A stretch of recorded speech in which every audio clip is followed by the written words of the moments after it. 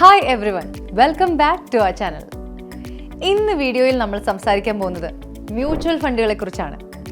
എങ്ങനെയാണ് മ്യൂച്വൽ ഫണ്ടുകൾ വർക്ക് ചെയ്യുന്നത്, എന്തുകൊണ്ടാണ് മ്യൂച്വൽ ഫണ്ടുകൾ പോപ്പുലർ ആയത്, ഈ കാര്യങ്ങളെക്കുറിച്ചെല്ലാം ഡീറ്റെയിൽ ആയിട്ട് തന്നെ നമുക്ക് നോക്കാം. ശരിക്കും എന്താണ് മ്യൂച്വൽ ഫണ്ട്? സിമ്പിളായി പറഞ്ഞാൽ സ്റ്റോക്കുകൾ, ബോണ്ടുകൾ അല്ലെങ്കിൽ മറ്റ് സെക്യൂരിറ്റികൾ എന്നിവയിൽ നിക്ഷേപിക്കുന്നതിനായി നിരവധി ഇൻവെസ്റ്റേഴ്സിൽ നിന്ന് ശേഖരിക്കുന്ന പണമാണ് മ്യൂച്വൽ ഫണ്ട്. ഇനി എങ്ങനെയാണ് മ്യൂച്വൽ ഫണ്ട് വർക്ക് ചെയ്യുന്നതെന്നാണ് ഇനി പറയാൻ പോകുന്നത്. പൊതുവായ നിക്ഷേപ ലക്ഷ്യങ്ങളുള്ള ഒരു കൂട്ടം നിക്ഷേപകരിൽ നിന്ന് പണം സമാഹരിക്കുന്ന ഒരു ട്രസ്റ്റ് ആയിരിക്കും ഇത്.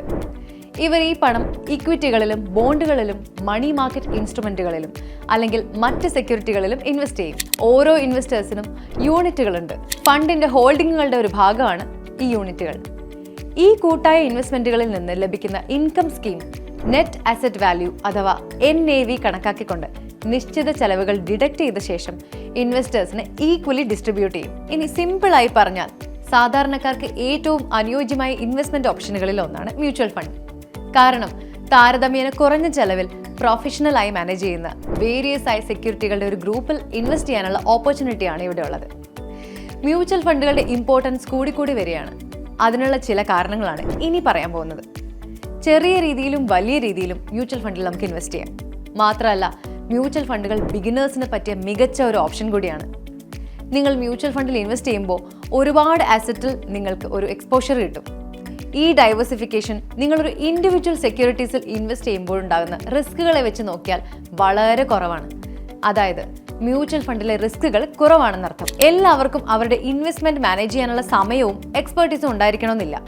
ഇവിടെയാണ് മ്യൂച്വൽ ഫണ്ട് ഒരു പ്രൊഫഷണൽ മാനേജ്മെന്റ് ഓഫർ ചെയ്യുന്നത്. ഇത് ശരിക്കും ലീഡ് ചെയ്യുന്നത് മികച്ച ഇൻവെസ്റ്റ്മെന്റ് ഡിസിഷനിലേക്കും ഹയർ റിട്ടേൺസിലേക്കുമാണ്. ഇനി മ്യൂച്വൽ ഫണ്ടുകൾ ലിക്വിഡിറ്റി പ്രൊവൈഡ് ചെയ്യുന്ന ഇൻവെസ്റ്റ്മെന്റ് ആണ്. അതായത് ഈസിയായി ഷെയർ വാങ്ങാനും വിൽക്കാനും പറ്റും. മറ്റുള്ള ഇൻവെസ്റ്റ്മെന്റുകളെ അപേക്ഷിച്ച് നിങ്ങളുടെ പണത്തിന്റെ കാര്യത്തിൽ നിങ്ങൾക്ക് ആക്സസ് ഉണ്ടായിരിക്കും. മ്യൂച്വൽ ഫണ്ട് എല്ലാ ടൈപ്പ് ഇൻവെസ്റ്റേഴ്സിനും പറ്റുന്നതാണ്. ഗ്രോത്ത്, ഇൻകം അല്ലെങ്കിൽ ഇത് രണ്ടുമാണ് നിങ്ങളുടെ ലക്ഷ്യമെങ്കിൽ മ്യൂച്വൽ ഫണ്ടിൽ നിങ്ങൾക്ക് ഇൻവെസ്റ്റ് ചെയ്യാം. ഈ ഇൻവെസ്റ്റ്മെന്റ് നിങ്ങളുടെ ഇൻവെസ്റ്റ്മെന്റ് ഗോൾസിനും റിസ്ക് കുറയ്ക്കുന്നതിനും അനുസരിച്ച് സെറ്റ് ചെയ്യാനും പറ്റും. ഈ ഇൻവെസ്റ്റ്മെന്റ് മാനേജ് ചെയ്യാൻ പ്രൊഫഷണൽ മാനേജർ ഉള്ളതുകൊണ്ട് തന്നെ മറ്റൊരാളെ നിങ്ങൾക്ക് ഹയർ ചെയ്യേണ്ടി വരില്ല. അതുകൊണ്ട് തന്നെ മ്യൂച്വൽ ഫണ്ട് കോസ്റ്റ് എഫക്റ്റീവും ആണ്. ഇൻ സമ്മറി, ഫണ്ട് കളക്ട് ചെയ്ത് ഒന്നിലധികം കൺവീനിയന്റ് ആയ റിസോഴ്സുകളിൽ ഇൻവെസ്റ്റ് ചെയ്യുന്നതാണ് മ്യൂച്വൽ ഫണ്ട്. മ്യൂച്വൽ ഫണ്ടുകൾ എപ്പോഴും പ്രൊഫഷണലായി മാനേജ് ചെയ്യാൻ പറ്റുന്ന ഇൻവെസ്റ്റ്മെന്റുമാണ്.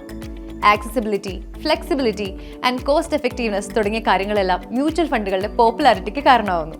If you found this video helpful, don't forget to hit that like button and subscribe for more insights. Thanks for watching this video. Have a nice day.